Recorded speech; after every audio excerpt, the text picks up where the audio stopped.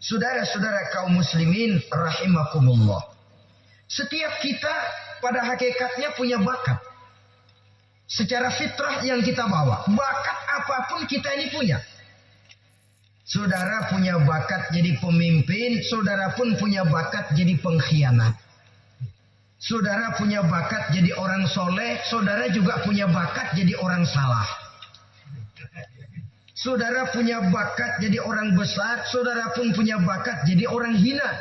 Seluruh bakat ada di dalam diri kita. Tinggal nanti pertumbuhannya mana yang lebih subur. Saudara punya sifat berani, saudara pun punya sifat takut. Seberani-beraninya orang mesti ada sifat takutnya. Nanti mana yang tumbuh lebih subur? Kalau takutnya tumbuh lebih subur, dia akan jadi orang penakut. Kalau beraninya yang tumbuh lebih subur, dipupuk oleh lingkungan, pendidikan, dan sebagainya, dia akan tumbuh jadi orang pemberani. Oleh karena itu, agama merupakan lingkungan yang subur untuk menumbuhkan benih-benih yang baik yang kita bawa bersamaan dengan lahirnya kita ke alam dunia ini. Setiap kita, saya, saudara, punya bakat jadi pemimpin, jadi pengkhianat, punya bakat jadi pengabdi, punya bakat jadi koruptor, punya bakat jadi pemelihara, punya bakat jadi perusak. Tinggal nanti lingkungan pendidikan yang menumbuhkan mana yang tumbuh lebih subur dalam ini. Sebab itu seorang penyair bernama Syauqi mengatakan dalam sebaik syairnya, "Waladatka ummuka ya ibna Adam bakian, wan nasu haulaka yadhakuna surura." Hai manusia, pada saat kamu dilahirkan kamu menangis dan orang lain di sekelilingmu ketawa. Kakek senyum dapat cucu baru, paman gembira dapat keponakan baru, sementara kita yang lahir menangis. Betul apa benar? Apa ada saudara yang begitu dilahirkan terus nyengir? Saya kira kabur dukunnya itu. Setiap kamu hai manusia lahir dalam keadaan menangis, orang sekelilingmu tertawa. Karena itu katakan kepada mereka yang senyum di sekelilingmu, hai manusia, pada saat saya dilahirkan saya menangis dan kamu semua tertawa. Baik manusia. Tapi nanti pada satu saat harus terjadi kebalikannya. Kalau dikala saya lahir saya menangis dan kau semua senyum, nantilah manusia.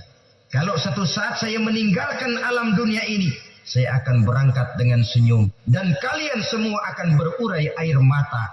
Kalau perlu, dari Sabang sampai Merauke kibar bendera setengah tiang. Kalau perlu. Jangan terbalik, kita mati melotot orang malah gembira. Karena hidup selalu membawa sifat-sifat yang merusak. Orang kaya yang rendah hati, itu musuh iblis. Beruntung dia menjadi musuh iblis. Iblis tidak senang ada orang kaya tidak sombong. Tapi iblis paling senang kalau ada orang kaya sombong. Lebih senang lagi iblis kalau ada orang miskin sombong. Masya Allah. Orang kaya sombong, walaupun iblis senang, orang masih bilang pantas saja dia sombong, kaya apaan aja punya. Udah miskin sombong, kira-kira yang disombongin apaan? Dalam segala bentuknya sombong ini Allah tidak senang, tapi iblis senang. Kenapa? Karena sponsor sombong iblis. Kan yang pertama kali sombong iblis toh. Ketika disuruh sujud kepada Nabi Adam, dia nggak mau. Ini kesombongan pertama yang terjadi dalam sejarah. Ketika ditanya kenapa kau tidak mau sujud iblis? Saya kan dibikin dari api, Adam dari tanah. I am the best. Saya lebih hebat daripada iblis, daripada Adam. Adam baru kemarin dibikin, saya sudah lama. Kata Allah, kamu sombong iblis, ini surga bukan tempat orang sombong. Keluar! Terusir dia dari surga. Jadi, kesombongan pertama adalah kesombongan yang dilakukan oleh iblis. Dan dia tanamkan itu kepada kita supaya jadi orang sombong. Karena itu sombong ilmu Allah nggak senang, tapi iblis senang. Mentang-mentang ada ilmunya. Nih, satu-satunya ustadz di sini ya. Semua mesti ngaji sama gue. Kalau nggak ngaji sama gue, Islamnya kurang tapi bener. Sombong karena ilmu. Sombong karena pangkat. Mentang-mentang pakai bintang di pundak, jalan pundak duluan. Yang wajar saja hidup ini. Sombong harta pun begitu. Kaum muslimin rahimakumullah. Orang kaya yang rendah hati dimusuhi oleh iblis, tapi dicintai Allah, dicintai Rasul, dicintai malaikat. Akan bertambah kepercayaan saya untuk menitipkan apa saja. Ini makna la in syakartum la azidannakum wa la in kafartum inna azabi lasyadid. Kalau kamu pandai bersyukur, aku tambah nikmat. Tapi kalau kamu ingkar, azabku teramat pedih. Artinya apa? Nikmat bisa berubah menjadi azab kalau kita tidak pandai mensyukurinya. Macam mana? Saudara-saudara kaum muslimin, rendah hati. Tidak selalu ingin menonjolkan, sebab orang yang selalu ingin menonjolkan dirinya biasanya orang yang kekurangan kepercayaan kepada kemampuan dirinya sendiri. Dia selalu ingin dinomorsatukan. Dia selalu ingin ditempatkan pada ranking teratas. Dia tidak percaya diri. Orang yang percaya diri dapat bersikap wajar dalam kehidupan. Begitu juga kaya karena harta, dengan menyadari bahwa harta bagaimanapun banyaknya titipan dari Allah. Pada suatu saat akan kembali. Dia harus dimanfaatkan sesuai dengan kehendak yang menitipnya. Begitu juga kaya oleh karena pangkat, kedudukan dan jabatan. Pada suatu saat jabatan itu akan hilang dari diri kita. Tapi dibatasi oleh norma dan kaedah yang harus dia taati. Baik kaedah agama maupun kaedah bernegara. Inilah orang ketiga yang menjadi musuhnya iblis. Orang kaya yang rendah hati. Orang kaya yang tidak sombong. Yang tidak mengurangi timbangan. Tidak nipu pembeli. Tidak barang yang jelek dibilang bagus. Atau yang bagus di atas, yang jelek di bawah.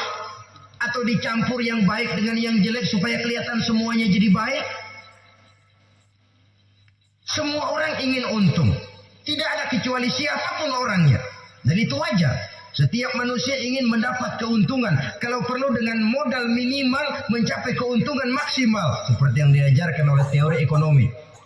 Itu kan yang namanya produktif kan. Satu usaha dinamakan produktif. Bagaimana kita mengeluarkan modal minimal bisa mencapai keuntungan maksimal. Silakan. Bahwa manusia ingin untung itu insting, naluri, fitrah. Tidak ada orang yang mau rugi. Tapi cara mencapai keuntungan itu yang membedakan antara seorang muslim dengan yang bukan muslim. Ya perut apa yang diurusin kalau korupsinya miliaran itu? Perut jin barangkali.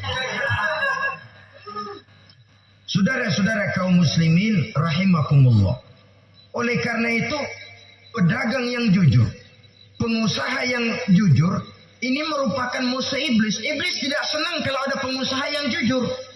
Iblis tidak senang kalau ada pedagang yang jujur. Tapi iblis akan tepuk tangan kalau pedagang sudah selingkuh, kalau pengusaha sudah nipu. Ada orang bilang, sekarang mah kalau jujur-jujur benar nggak makan apa-apa dong kita. Sebab katanya jangan lagi nyari yang halal, sekarang ini yang haram aja seret. Rupanya sering masang undian nggak pernah kena. Lalu bilang jangan yang halal, yang haram aja nggak kena-kena katanya. Sebenarnya bukan itu masalahnya, saudara-saudara. Bukan itu masalahnya. Masalahnya ialah bahwa kejujuran membawa keberkahan. Ini kalau kita berpikir dengan kacamata agama. Keberkahan merupakan sumber ketenangan. Dan ketenangan ini tidak bisa dibeli dengan materi yang bagaimanapun banyaknya. Walaupun kita punya percetakan duit, ketenangan itu nggak bisa dibeli. Jangankan cuma punya duit banyak, percetakan duit saudara punya, mau membeli ketenangan yang berasal dari keberkahan, sulit. Jadi kejujuran membawa keberkahan, keberkahan membawa ketenangan.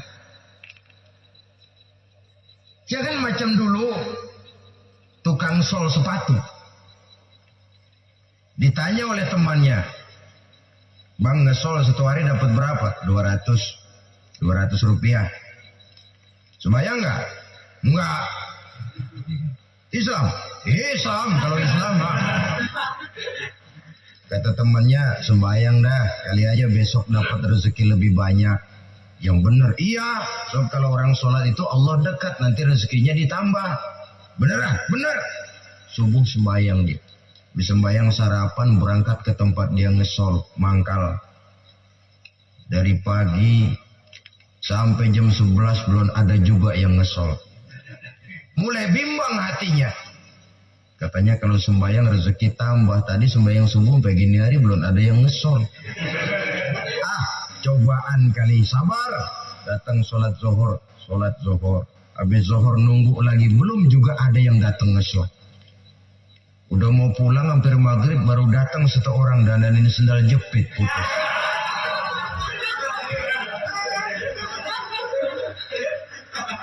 Sudah bayar 25 rupiah, pulang dia si tukang sol ini, ketemu sama temennya yang nyuruh sholat tadi. Ditanya, "Bagaimana penghasilan ini hari?" Apa dijawab? "Gua kapok deh sembahyang."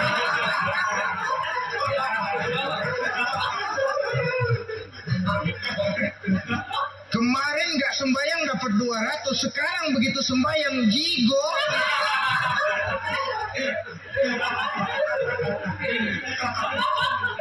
Dia tidak sadar bahwa dengan dari kacamata agama 25 rupiah yang membawa berkah jauh lebih baik ketimbang 200 uang panas. Dari kacamata agama 25 rupiah yang membawa berkah lebih baik daripada 200 rupiah tapi panas. Sebab panas menjauhkan kita dari ketenangan. Padahal agama sudah menjelaskan ar-rashi wal murtashi finnar. Orang yang nyogok dan orang yang disogok dua-duanya neraka. Kenapa? Join termasuk ta'awanu 'alal ismi wal 'udwan. Bertolong-tolongan dalam berbuat dosa dan kesalahan. Kalau hadiah, lain hadiah. Kalau sedekah, lain sedekah. Tapi yang namanya semir, suap, ar-rashi wal murtashi finnar. Saudara-saudara kaum muslimin rahimakumullah. Jadi pedagang yang jujur, pengusaha yang jujur merupakan salah satu roda perekonomian. Kegoncangan ekonomi akan menimbulkan dampak sosial yang sangat luas dan kompleks. Yang pada giliran puncaknya dampak paling negatif, dia sanggup menggerakkan terjadinya revolusi sosial.